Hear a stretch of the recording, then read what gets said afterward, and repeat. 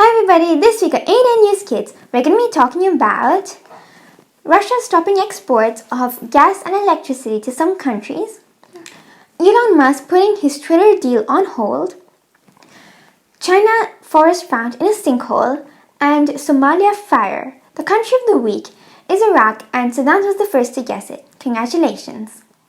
The extra fun segment is all about fun facts about fairy tales, and in the Mandarin segment, you're going to be learning how to say colors in Mandarin.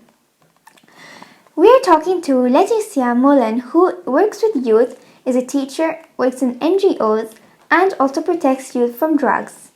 She's really interesting, and we really hope you enjoy. Don't forget to like, subscribe, share, and comment below because we are trying to get to 1,000 subscribers, and it would really help us. Thank you.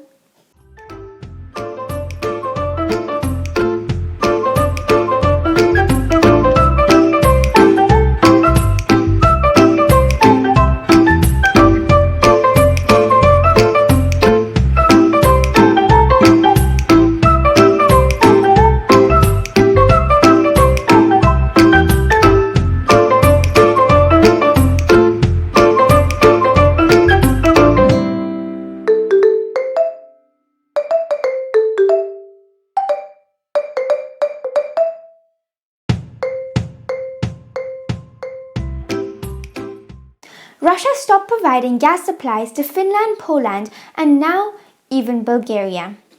They said that these countries refused to pay in Russian rubles and these countries insisted on paying in euros. Russia is trying to increase the use of Russian rubles to increase their economy. They also stopped providing electricity supplies to Finland, perhaps because Finland and Sweden both applied to NATO this week. The G7 leaders decided to fund Ukraine with $9.5 additional billion, which makes their total funds of $20 billion for Ukraine. Thank you.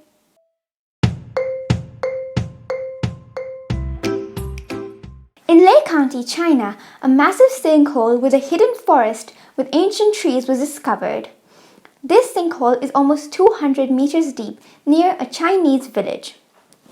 New species are expected to be found in this sinkhole, and 30 more sinkholes have been found in Leh County in China.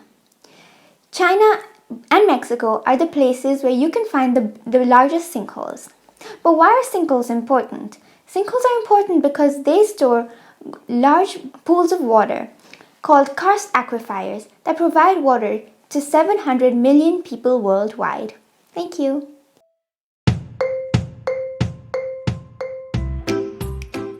Elon Musk has announced that his $44 billion deal to buy Twitter is temporarily on hold.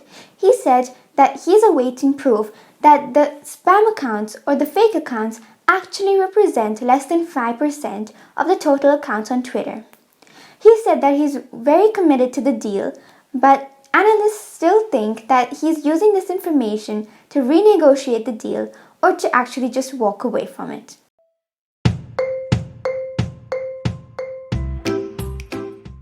There was a fire in Somalia's capital, Mogadishu, in a city center. It was really long and took hours to put out. This fire was started on Thursday evening in Bagdhad Market, one of its most significant markets in the city center. Properties worth millions of dollars were destroyed, but luckily no one was killed. People think that the cause of this fire was an electrical.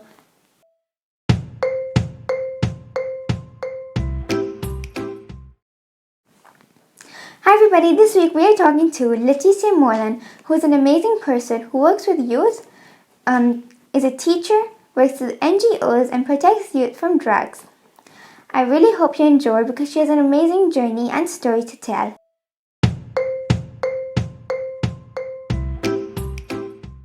So my name is Laetitia.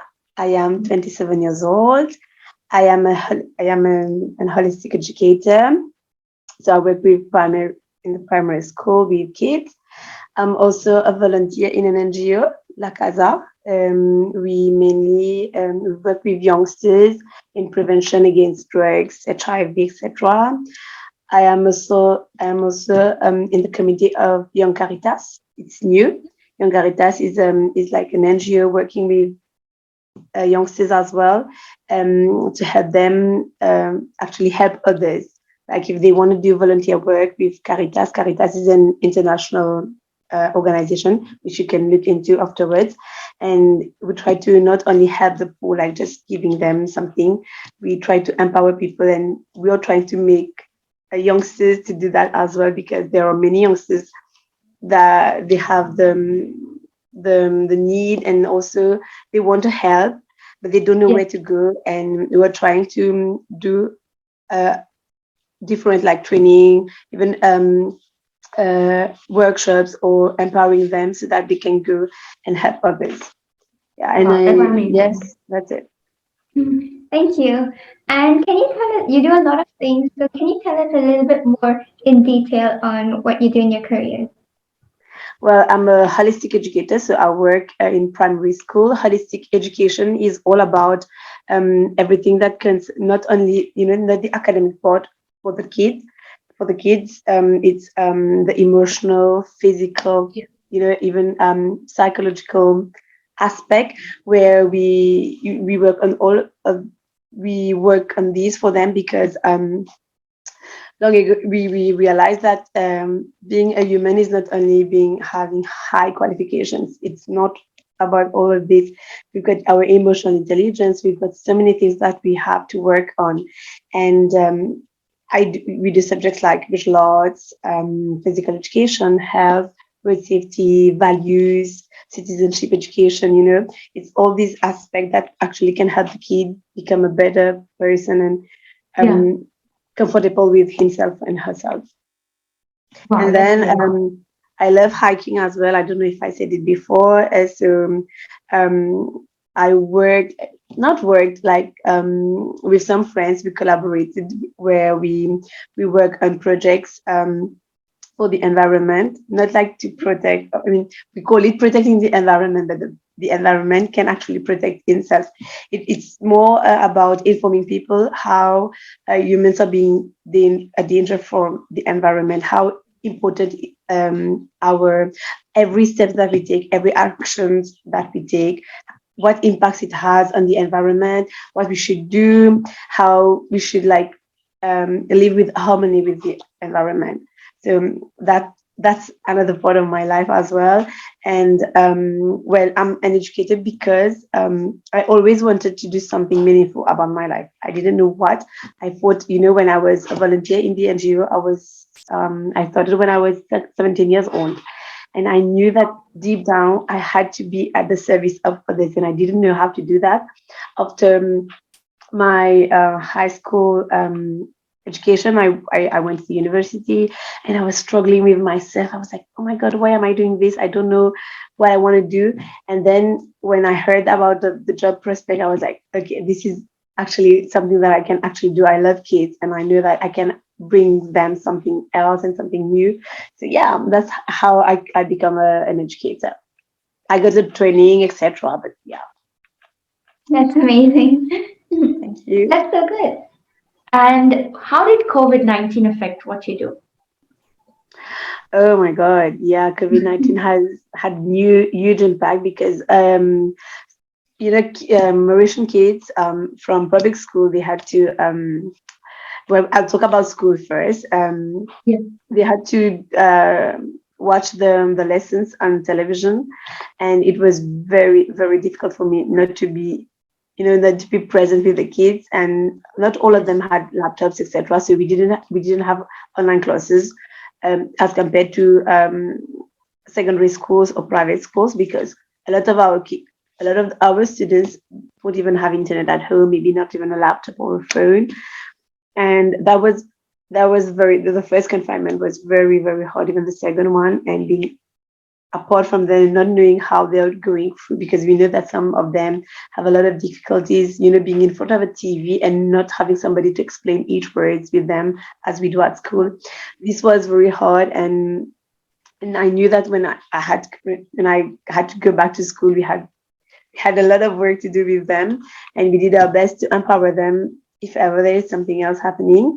And yeah, but COVID-19 had also a lot of good things, like a lot of good impacts, making me personally realizing how precious life is again, how family, how life, how everything is important, like every little thing, and how we should be more towards ourselves, our people, people suffering, even being connection with nature, etc. So in my head, I was like, okay, when I go back to school, I will really empower kids in that mindset, like, okay, being at school, learning is very important, knowing your ABC, knowing about a lot of stuff is important, like learning, education is important, but knowing how to live with other people, how to be a good human is more important. Okay, you can have a lot of certificates and have big jobs, but when you don't know how to deal with life, you know, that's what COVID-19 made us realize, right? There were people with a lot of money but no food, but the people that were growing up their fruits like vegetables, etc., they were surviving actually. They were living life, like, they could deal with life during the confinement, quarantine, etc. So yeah, that's the main part. And also the fact that I was hiking before and I had to stop. It was such a big, I don't know. I was heartbroken knowing that, oh my God, so many mountains are waiting for me actually. And I know how it was so important for me to be in connection with nature, because when I was doing this, I was in connection with myself and I had a better relationship as well with people and with my students at school. So yeah. Wow. That's amazing. Yeah. And what do you like the most about what you do other than working with kids, as you said? What I like the most, oh my God, I love so Yeah. many things. When people ask me, what do you like? What's your favorite? So some people say, they love music and I don't know, nature, etc. I think I love life actually, with everything, with all the components in my life. I love people. I love dealing with people. Even at school, it's the kids. It's normal. It's my job, yes, but there's something else. I consider them like my kids, even if I'm my kids, even if I'm not a mother. And I love being with people, and listening to people, because I know that's one of my quality, being able to listen to people. And I'm working on myself to be a better listener each time I talk to people. Yeah. Not always giving advice, but just listening and let people being themselves. I think that's a very important thing to do. And being able to, when you do volunteer work, it's one of the most amazing things, because you're going there to give everything freely, but you're receiving so much, and you're like, my God, I was just there to give that much, and I'm like, having that much back, and that's one of the most amazing things. And I think one of the things that I really, really enjoy about my life is the connection with people, like their stories, everything that they share, from even their bad moods to the good moods to the stories to everything. Sometimes just sharing like a smile with someone, even if you don't know that person, is really amazing. And I think that's what life is beautiful about. I'm not a introvert at all. I'm very extrovert. I really love people, and I think I really appreciate that Yeah. about people, like how we can share very amazing stuff with each other freely Wow. and Wow, sincerely. that's really nice. That's great. And finally, what is your advice to kids? My advice, please, please, please, just be yourself. Whatever happens in your life, I know it's very hard, because now we have such, even kids are on social media, kids, youngsters, um, they're always on social media, and they want to do they want to do like that super influencer or that young kid doing I don't know what. Sometimes it's a very good thing. Sometimes the influencer is doing a good thing. Yeah, good. But then they just want to. Sometimes it's meaningless stuff, and it's stuff that are actually hurting themselves. I know online games are interesting. All right, but please feed yourself with good things. That's it, for your heart, very important, for your mind, for your body. So my advice is, if you want to try something new, I think most kids now they're connected to internet, right? just look for whatever you want to try before doing it. Like, see if, okay, is it a good thing? What are the advantage? Like, whatever advantage, disadvantages. What are the consequences of everything that I'm going to do? Because unfortunately, we have kids taking drugs or trying new stuff which are so bad for them.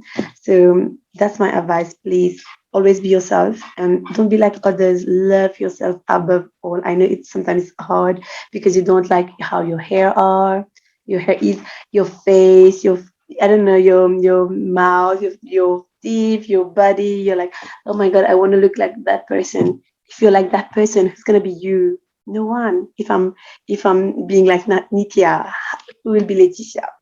So I know Nitya is a wonderful person, but somebody needs to be me. So I need to be me. So please be yourself, love yourself above all, and talk to somebody that you trust if ever there is a problem. Don't keep everything to yourself. If you can't talk, write about it. Or scream about it. I don't know, sing about it. Just do something. Don't take all your emotion inside. It's gonna kill you. It's gonna be very dangerous. Please let everything go, let everything out, but in a good way. Don't go out and fighting with people. Just learn how to work with your emotion. If you don't know how to do that, please ask an adult, a friend, somebody who can help you. Wow, thank you so much. Thank you for your Thank time you, today. It was girls. great speaking to you. Yeah. Thank you. I'm sorry for taking so much time. I'm sorry for being late. No, I'm no, really, really no sorry problem. about that. It was very worth it. Thank you. Okay, thank Thank you you very so much. much. Have a wonderful day and weekend. Thank you. Same to you. Bye Bye, bye. girls. Take care. Bye. Bye.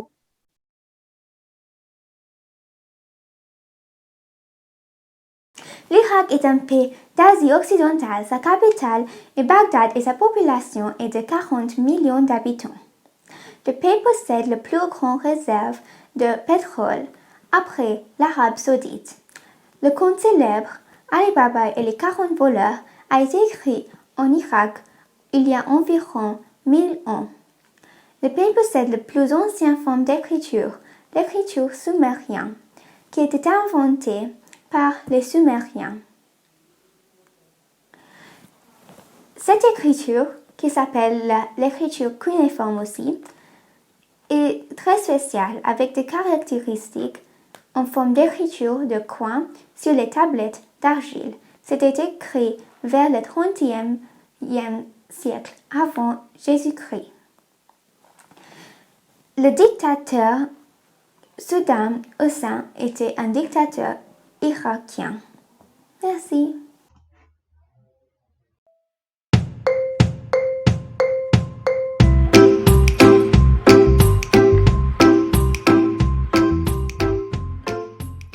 Hi everybody, this week on A News Kids Extra Fun segment, I'm going to be talking about fairy tales. I hope you enjoy. Fairy tales only became associated with children mid-19th century. The opening, Once Upon a Time, dated back to Geoffrey Chaucer in the 14th. The opening words, Once Upon a Time, date back to Geoffrey Chaucer in the 14th century. He was an English poet and writer. He was best known for the Canterbury Tales and is also called the father of literature. Research claims that Beauty and the Beast and Rumpelstiltskin, two fairy tales, are actually 4,000 years old. More than 700 versions of Cinderella have been seen all around the world in many languages, but the first known Cinderella story dates back to 1850 AD in China.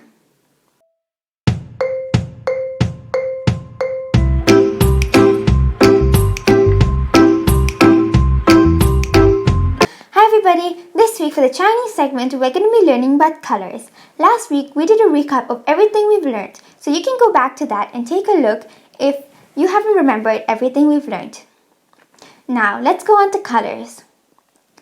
We're going to be learning the colors in Chinese today.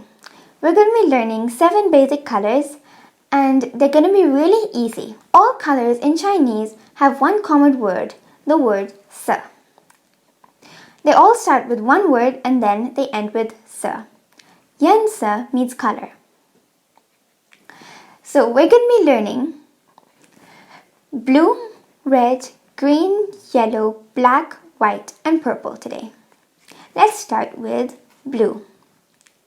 Blue is lancer. Lancer.